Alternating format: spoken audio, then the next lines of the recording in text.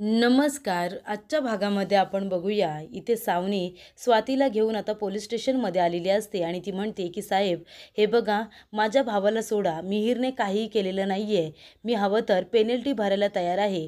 तेव्हा इथे इन्स्पेक्टर साहेब म्हणतात, पण तुम्ही कोण? तेव्हा इथे सावनी म्हणते की मी मिहिरची बहीण आहे आणि त्याने चोरी केलेली नाही आहे, त्याला या सगळ्यामध्ये अडकवण्यात आले. तेव्हा इथे मुक्ता आता स्वातीकडे जाते आणि म्हणते, स्वातीताई तुम्ही ठीक आहात ना? तेव्हा इथे सावनी म्हणत असते की खरं तर ते दागिने, सोनं, नाणं, पैसा हे सगळं मी माझ्या भावाच्या लग्नासाठी आणून ठेवलं होतं.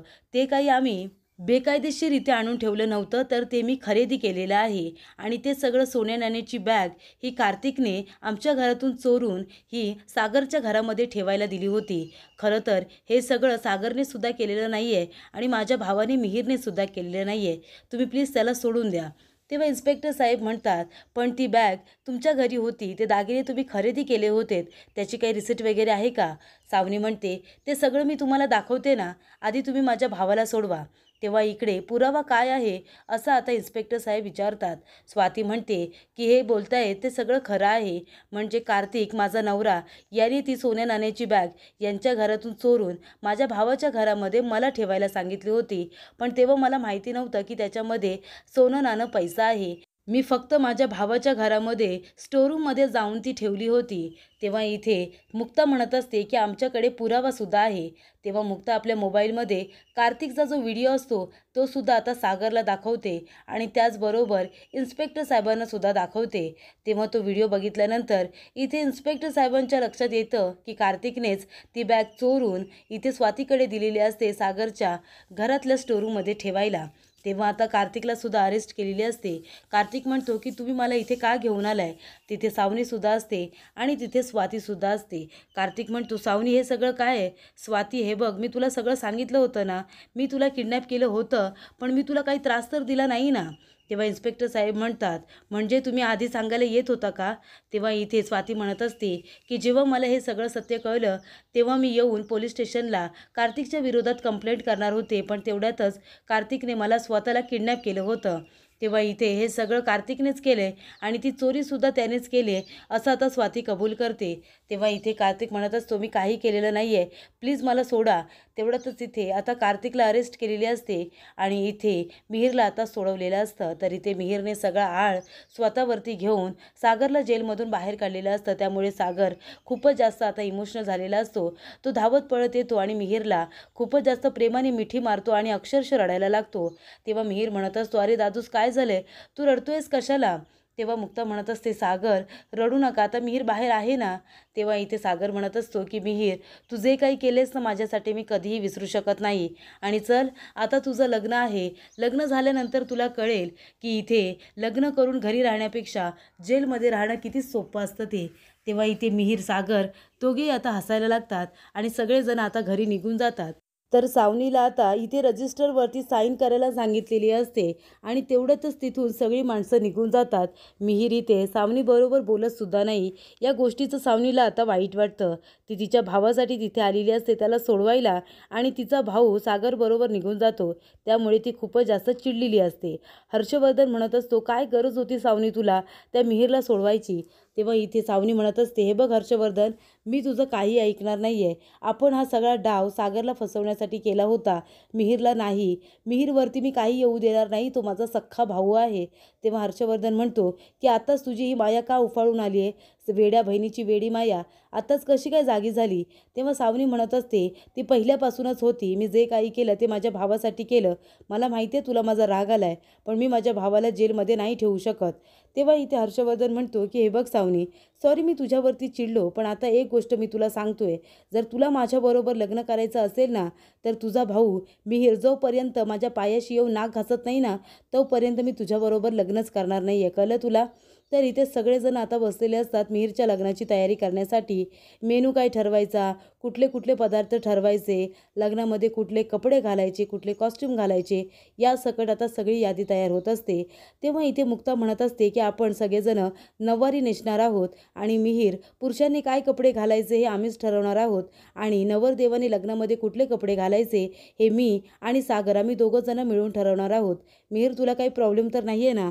तेव्हा इथे मिहीर आता मुक्ताकडे बघत असतो आणि तिला येऊन विचारतो की वहिनी, तू माझ्या लग्नामध्ये माझी करवली होशील का? तेव्हा इथे मुक्ताला खूप जास्त आनंद होतो. ती इमोशनल होते, त्याला पेढा भरवते आणि म्हणते, मला नक्कीच आवडेल तुझ्या लग्नामध्ये तुझी करवली व्हायला आणि मिरवायला सुद्धा. तेव्हा सावनी तिथे आलेली असते आणि ती त्यांचं बोलणं ऐकते. तिला खूप जास्त राग येतो. ती रागातच आता टाळ्या वाजवत पुढे येते आणि म्हणते की मुक्ता, काय म्हणालीस तू? तू मिहीरची करवली होणार आहेस? त्याची बहीण असताना त्याची काही सख्खी बहीण नाही आहे का? की तुला सख्खा भाऊ नाही आहे म्हणून आता तू त्याची करवली होणार आहेस? सांग बरं, तुला माझ्या सगळ्या माणसांना माझ्यापासून दूर करायचं आहे का? म्हणजे तुला स्वतःचं असं काही नाही आहे म्हणून तू माझ्या माणसांना माझ्यापासून दूर करशील? म्हणजे तुला स्वतःचं मूल नाही आहे म्हणून माझ्या सईला माझ्यापासून दूर केलंस, नंतरला माझ्या आदित्यवरती तुझा आता डोळा आहे आणि आता तर काय, तुला सख्खा भाऊ नाही आहे म्हणून माझ्या मिहीरला सुद्धा माझ्यापासून तोडलंस? हे बघ मिहीर, मी तुझी बहीण आहे, त्याच्यामुळे तुझ्या लग्नामध्ये काय करायचं काय नाही करायचं, बहीण म्हणून काय मिरवायचं की नाही मिरवायचं, हे सगळं मी ठरवणार, कळलं ना तुला? तेव्हा इथे सागरला खूप जास्त राग येतो. सागर म्हणतो, हे बघ, मुक्ताला काहीसुद्धा बोलायचं नाही. जे काही बोलतेस ना की मुक्ताने तुझ्या माणसांना तुझ्यापासून हिरावून घेतले, हे त्यांनी काही सुद्धा केलेलं नाही आहे. सईला तू सोडून गेली होतीस, मिहीरला सुद्धा तूच सोडून गेली होतीस, ही एक गोष्ट लक्षात ठेव. तेव्हा मिहीर म्हणतो, तू इथे कशासाठी आली आहेस? आमच्या घरामध्ये शांतपणे आम्हाला का राहू देत नाही? आणि तसंही मागच्या वेळेला आली होतीस, माझा साखरपुडा मोडून गेलीस आणि ह्या वेळेला तू काय माझं लग्न मोडायला आलीस काय? मी तर तुला आता सोडणार नाही आहे. आणि मिहीर आता सावनीच्या अंगावरती धावून जातो. तेव्हा इथे मिहीर म्हणत असतो, आम्हाला आमचं जीवन जगू दे ना, तू तुझं जीवन जग ना आरामामध्ये, आणि जर तुला नसेल जगता येत ना तर काहीतरी खाऊन मरून जा, पण आता पुन्हा आमच्या आयुष्यामध्ये लुडबुड करू नकोस. तेव्हा इथे मुक्ता म्हणते की मिहीर, हे काय बोलतोयस तू? सावनी तुझी बहीण आहे. तेव्हा इथे मिहीर म्हणतो की नाही, ती माझी बहीण नाही आहे. सावनी म्हणते, मुक्ताने तुला दम दिला, तिच्या तालावरती लगेच नाचायला सुरुवात केलीस, मी थोडं काही तुला बोलले तर माझ्या अंगावरती धावून आलास. तू माझा भाऊ आहेस ना, म्हणून तर मी तुला तिथे सोडवायला आले होते ना. हर्षवर्धन बरोबर पहिल्यांदा मी भांडले तुझ्यासाठी. तेव्हा इथे मिहीर म्हणत असतो, थँक्यू सावनी मॅडम, तुम्ही मला सोडून आणलंत, तुम्ही माझ्यावरती जे उपकार केलेत ते मला आता बोलूनसुद्धा दाखवलेत. तेव्हा सावनी म्हणते, हे बघ, मला बोलायची गरज नाही आहे, मी जे केलं माझ्या भावासाठी केलं आणि मला आता हे काही बोलायची सुद्धा गरज नाही आहे. मला माहिती आहे मिहीर, हे सगळं ना मुक्ताने तुला फूस लावली आहे, माझ्या विरोधामध्ये भडकवले, तुझे कान भरलेत म्हणून तू माझा रागराग करतोयस, तिरस्कार करतोयस ना. तेव्हा इथे माझासुद्धा सुखाचा संसार असायला हवा असं मला वाटते, पण तुम्हाला ते कुणालाच वाटत नाही आहे. तेव्हा इथे मिहीर म्हणत असतो की सुखाचा संसार सोडून तू त्याला लाथ मारून त्या हर्षवर्धनकडे तूच गेलीस ना. या घरामध्ये उभं राहून तू हे बोलतेस, याच घरामध्ये तुझा सुखाचा संसार होत होता ना माझ्या दादूच बरोबर, पण तेव्हा तुला तो टिकवता आला नाही. तेव्हा इथे सावनी म्हणत असते की मिहीर, तुला असं वाटत होतं की मी इथे सुखामध्ये होते, पण मला माहिती होतं ना मी इथे सुखात नव्हते, म्हणून तर मी सागरला सोडून हर्षवर्धनकडे गेले ना, आणि मी हर्षवर्धनकडे आता सुखात आहे, मी आनंदात आहे. तेव्हा इथे सागर म्हणत असतो की मिहीर, माझं लग्न झालं, तुझं लग्न आता मिहिका बरोबर होतंय, नंतर कोमलचं, लकीचं, सगळ्यांची लग्ने होतील, पण सावनी एकटीच राहणार आहे. तिच्या नावाच्या समोर हर्षवर्धन अधिकारी हे नाव कधीच लागणार नाही आहे. तेव्हा इथे सावनी म्हणत असते की हे बघ मिहीर, मला सुद्धा लग्न करायचं आहे, मला सुद्धा सुखाचा संसार करायचा आहे, मी तुझी बहीण, तुझ्यासाठी धावून येऊ शकते, तू तर माझा भाऊ आहेस, माझ्यासाठी धावून येणार नाहीस का? हे बघ, मी तुझ्यासमोर हात जोडते. हर्षवर्धन मला म्हणालाय की जोपर्यंत माझा भाऊ त्याच्याकडे माझ्या लग्नाचं प्रपोजल घेऊन जात नाही तोपर्यंत तो माझ्याबरोबर लग्न करणार नाही आहे. तू नाही येणार का माझ्यासाठी माझ्या लग्नाचं प्रपोजल घेऊन हर्षवर्धनकडे? तुला नाही वाटत का की तुझ्या बहिणीचा संसार सुखाचा व्हावा? सांग ना. तेव्हा इथे मुक्ता आता मिहीरकडे बघत असते आणि मिहीरसुद्धा आता 2 मिनिटांसाठी शांत झालेला असतो. तर पुढील भागामध्ये आपण बघूया, इथे मिहीर सावनीला म्हणत असतो, हे बघ सावनी, मी आत्ताच तुला क्लिअर करतोय की मी तुझा भाऊ नाही आहे, नाही म्हणजे नाही आहे.